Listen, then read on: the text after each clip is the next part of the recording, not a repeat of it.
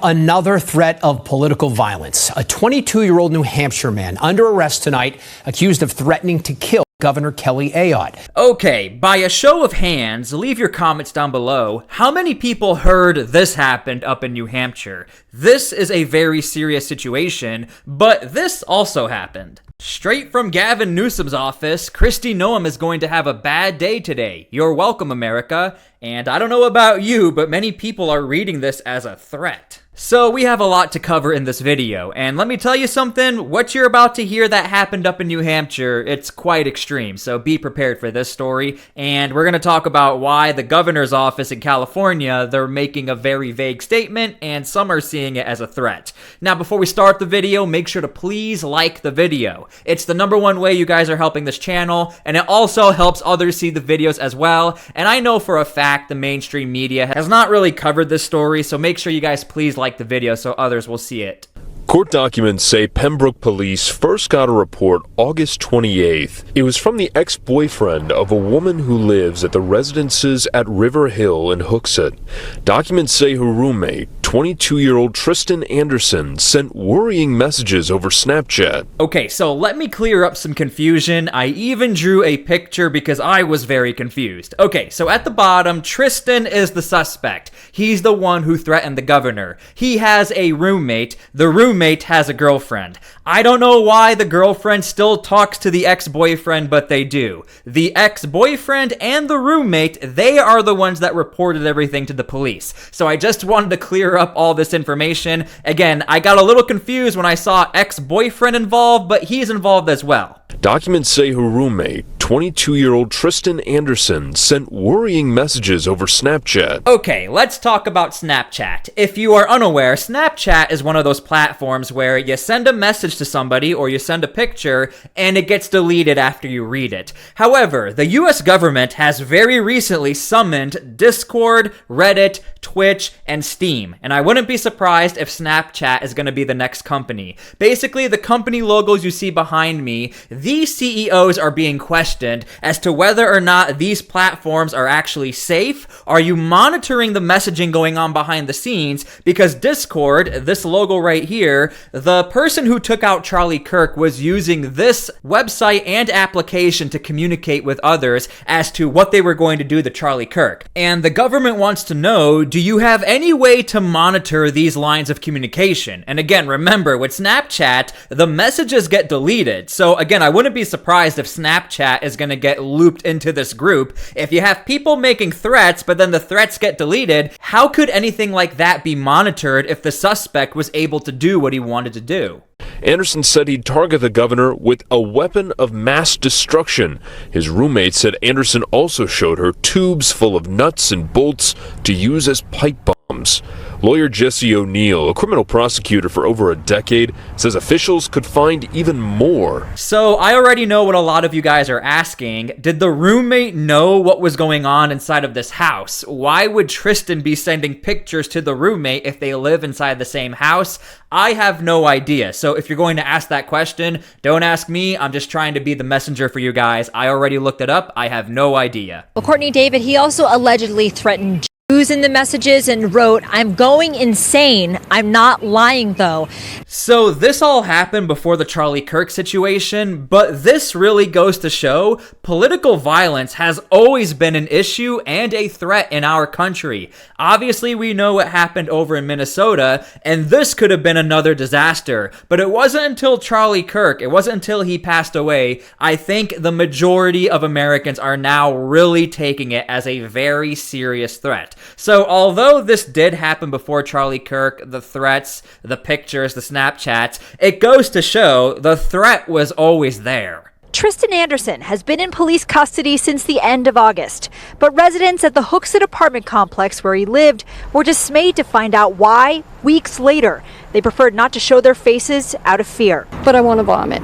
I want to vomit because my grandson and my daughter live here. I mean, I always felt safe in here, but it's scary. It's absolutely disgusting. I'm glad he's in custody. And this is another common theme we're seeing with this political violence. It's the most unexpected people or the most unexpected circumstances. This was a very safe area, a safe apartment complex, and all of a sudden you find out the person down the hallway was about to commit something super extreme and try to take out your governor. Again, this is becoming a very unfortunate reality. And by the way, this governor is a conservative or Republican. I just wanted to throw that in there. The 22-year-old is accused of threatening New Hampshire Governor Kelly Ayotte.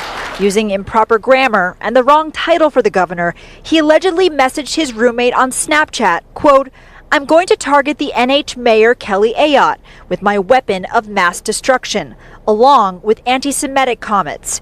The roommate told police Anderson had access to firearms and claimed he spoke about making pipe bombs, alleging he showed her metal tubes, nuts and bolts, and purchased fireworks to make them. Now, going back to the platforms, and I know this was done on Snapchat, but the question for the platforms are you able to monitor this type of activity? Do you have AI? Do you have any way to know that if I take a picture of a firearm and I say, I'm going to take out whatever, creating that scenario, do these applications have the technology to identify what's going on? And furthermore, have you guys ever been suspect or known of a situation that could have led to a threat? Did you guys know about that as well? Again, I will not be surprised if Snapchat is going to be added to this list, because when you think about it, out of all of these platforms, Snapchat is the one that could be the most dangerous. If I take a picture of something, I send it to you and I say, I'm gonna do it, the picture gets deleted unless you screenshot it. Just to show you how big of a deal this is, Jack Teixeira last year leaked very, very sensitive information on Discord.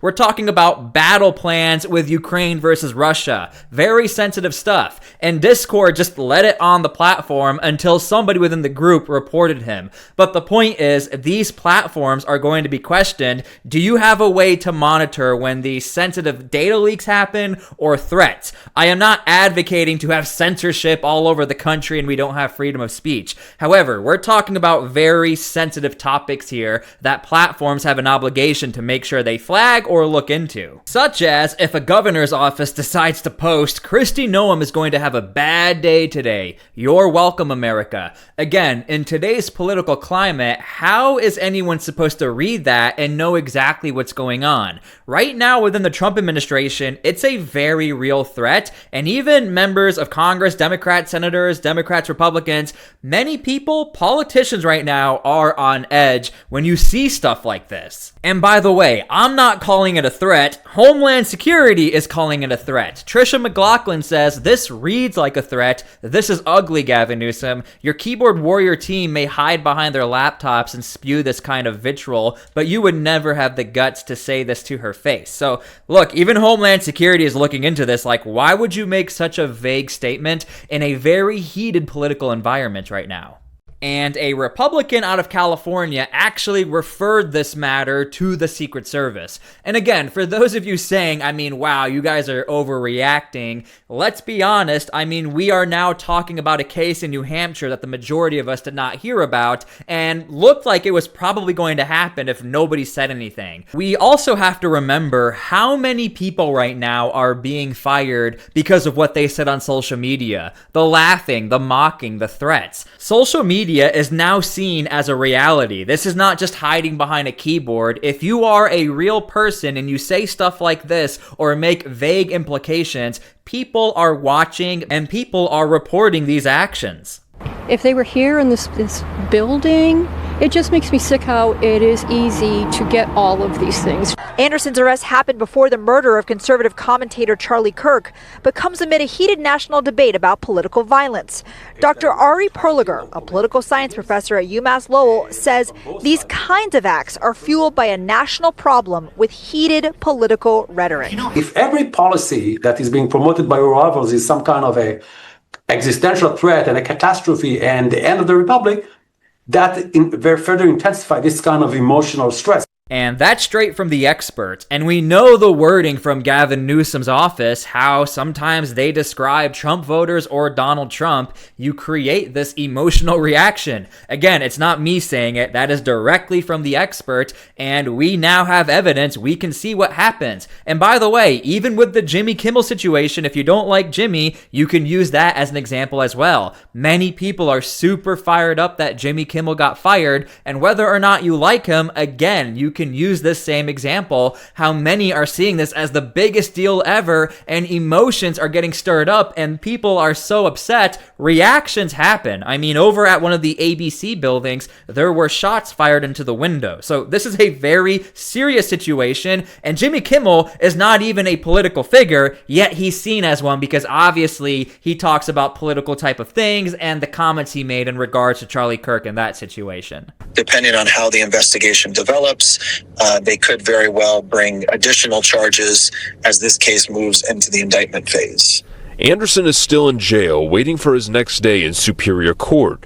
Right now, he faces up to 8 years in prison if convicted, but that may not be all. As for what Anderson's final charges are, O'Neill says it's not final yet. I think it's going to be important to watch as additional information about this case comes to light. And I really do wish this case was a little more mainstream and we got a little more insight into this investigation, because I wouldn't be surprised if they hit a hurdle. Unless Snapchat secretly has this database where every single chat is saved, I don't know how they're going to be able to relay any sort of chats or any sort of communication he's been having with other people. This is going to have to be up to the personal testimonies of people who may have known about this, and if they do know about it, maybe they're not going to say anything. So again, a lot of this has to do with the back end of the platforms. I am not accusing Snapchat or these platforms of any wrongdoing. However, we do know of cases of problematic issues looking into these platforms and knowing it can be difficult for investigations to be done if they don't have access to chat logs.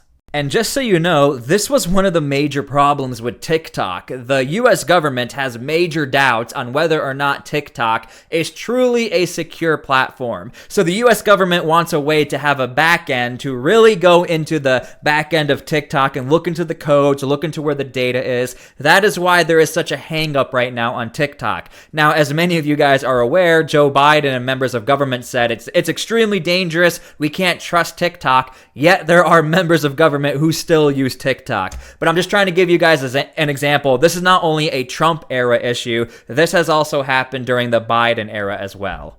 Now, Anderson is in custody without bail pending his next court appearance, which is scheduled for November. Okay, so I found this clip from the Scott Jennings show. If you are unaware, he has his own radio show. Go check them out. I'm not affiliated with them. They're not a sponsor, but I do listen to Scott Jennings a lot, and I think you guys would enjoy his show.